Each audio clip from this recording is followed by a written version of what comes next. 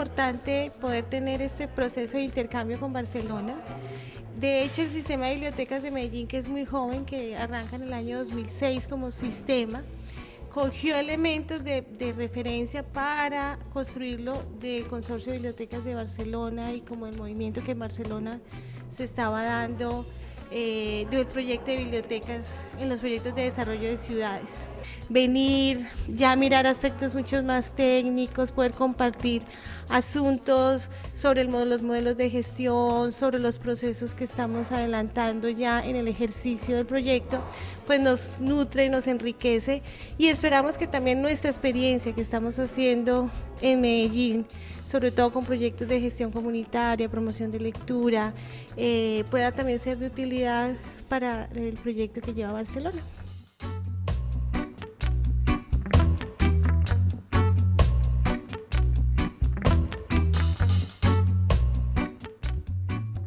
Entonces, el vínculo Medellín-Barcelona no es de ahora, es de hace ya bastante tiempo. En ese proceso de aprendizaje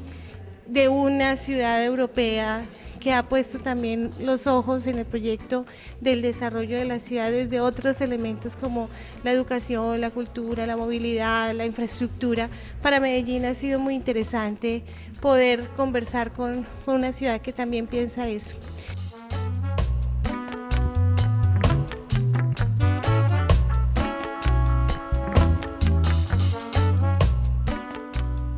Estamos pensando ya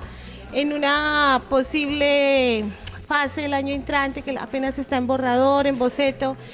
ya no de equipos de coordinación, que son los que fueron a Medellín en abril, o equipos de gestión, como los que estamos viniendo acá, sino que también